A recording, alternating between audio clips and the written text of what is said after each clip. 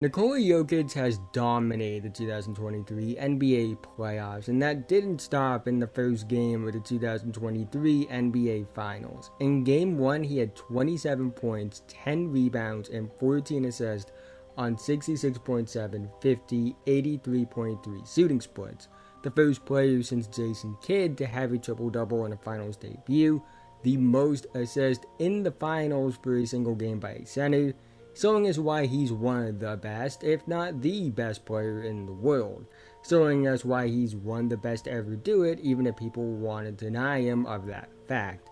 If I had to describe Jokic in one word, it would be impossible. It's impossible to deny his greatness without sounding ridiculous. It's impossible to look at his numbers and not be left in awe. It's impossible not to look at the tape and not be left in awe. It's impossible to wrap your head around the idea of a player with this skill set at this position, but most importantly, it's impossible to defend him.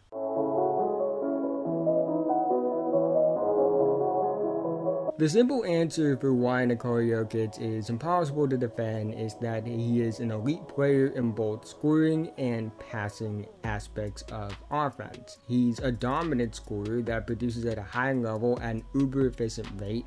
He's the best passer in the world and one of the best ever in that regard. Offensive playmaking is about more than just passing. It's about the ability to create advantage plays, whether it's scoring or passing, and Jokic does both at a Hall of Fame level. On top of that, his ability is only half of the equation, because he has unreal feel for the game, one of the smartest players in NBA history in terms of playmaking and overall offensive game. He literally has every aspect of playmaking you could dream of at an elite level, and at 7 feet tall, it makes him an absolute cheat code. I want you to focus on Bam Adebayo when you watch this play, because you're going to notice how he reacts when Jokic goes to set the screen. Because of Jokic and his gravity as an overall offensive player, Bam isn't going to fully commit to attacking the drive, and instead it's going to be stuck in the middle ground here. That indecisiveness that Jokic and his gravity create is why Michael Porter Jr. is able to get an easy finish. You're going to notice it again here. Even though Murray is clearly the scoring threat, Bam is kind of stuck in no man's land because he has to keep Jokic in mind. Jokic is going to roll after the dribble handoff here, which causes Bam to have to drop because of his scoring threat, which makes the look for KCP a lot easier. Bam actually defends this action pretty well. He defends the point of attack by going at Murray and also gets in good position on Jokic's initial move, but one move is not good enough to stop Jokic because he's incredible at using counters. The Heat tried Zeller on Jokic because Zeller has a better frame to defend Jokic than Bam does, and he's actually a pretty good athlete, but it just doesn't matter here. This is another example of how much gravity Jokic has, because nobody in their right mind should be going into a drop against Jamal Murray, but Bam does it because of how much of a threat Jokic is, and it leads to an easy bucket for Murray. Jimmy is so worried about Jokic here that he steps up, even though that Gabe Vincent just got hit with the screen, which opened up for the easiest 2 points of all time.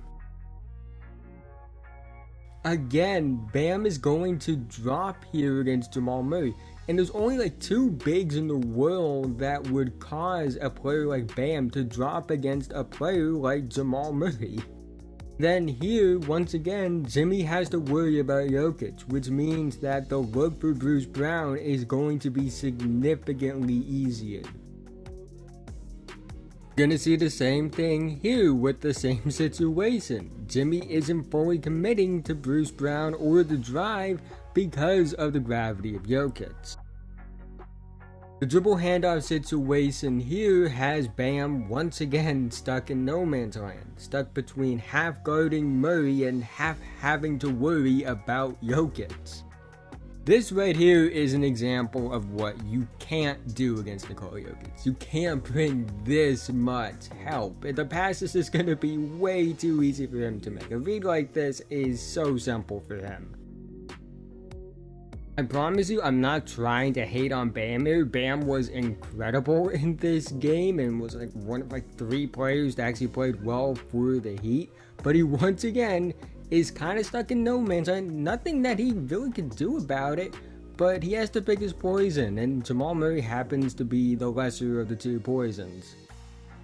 This right here is the perfect example of Jokic and his passing gravity, because on this play here, Bam is more worried about the potential pass that Jokic will make, and Jokic gets an easy 2 as a result of it. I think the perfect measure of a player's scoring gravity is what the opposing defense is willing to give up to try and stop that gravity.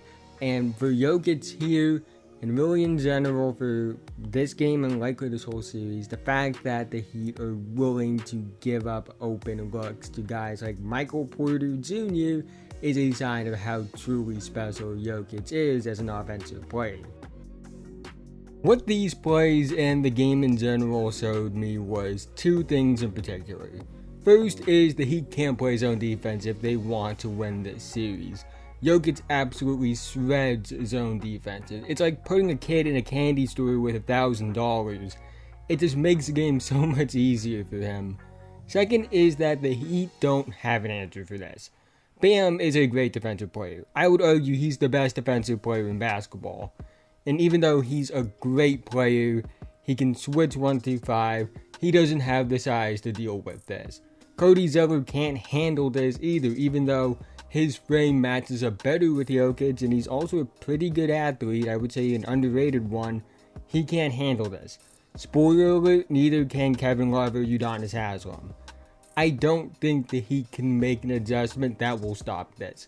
Even if I think they should try something besides the zone. You can't stop Jokic. You can only contain him, and even containing him means he's going to put up monster numbers and have a monster impact. That's how good he is. He's impossible to truly defend. He's going to beat you one way or another, whether it's being a dominant scorer or an elite playmaker. You just have to pick your poison with him. And with players around him fitting so well, it makes sense as to why the Nuggets are heavy favorites to win it all. You take a generational talent, you build around him properly, and this is the result. A well-oiled machine. A dominant offense, and likely the future NBA champions. It's simply impossible to deny Jokic and his greatness at this point. You can't look at him anymore and say, well, what does he have to prove? He's proven everything. He's proven that he can be a big-time scorer on top of being an elite passer. He's proven that he can carry a team. He's proven that he can be the best player on a team that wins it all. His team is the heavy favorites to win the NBA title for a reason. Because of how great he is on top of how great that team is. There's just nothing anymore. He's going to have the MVPs. He's going to have the statistics. He's going to have likely that ring. And the fact that he steps his game up in the biggest moments, really there's nothing you can say about his game on offense and criticize it. Defensively, sure, you can maybe question a few things, but even then, he's been a better defensive player than what you would believe based off the way people try to talk about it. So, really, at the end of the day, Jokic is proving everyone that doubted him wrong. And there's nothing that his doubters can do about it. I've said for a while that Giannis is the best player in the world. But when I watch Jokic in these playoffs, the way he dominates games, the way he controls a game, the way he's truly unstoppable as an offensive player, the consistency in his game, the pace that he's able to play at and manipulate defenses at, I truly begin to rethink my stance on who the best player in the world is. But that's the end of this video. If you made it to this point, thank you so much. Again, haven't already, like, subscribe, hit notification bell. I'm notified whenever I release a video. I'm making videos about basketball all the time, so if that's something of interest to you. Really think you enjoy this channel, and like and subscribe are 2 best ways you can help me out in the YouTube algorithm. Helps more people find my videos, so in turn, helps the channel grow, so I can make more content for you guys in the future. Let's try to get 100 likes on this video so YouTube will recommend to others. Let me know what you think about Nikola Jokic in the comment section below. But with that being said, have a nice day, and I'll see you guys in the next one. Perfect.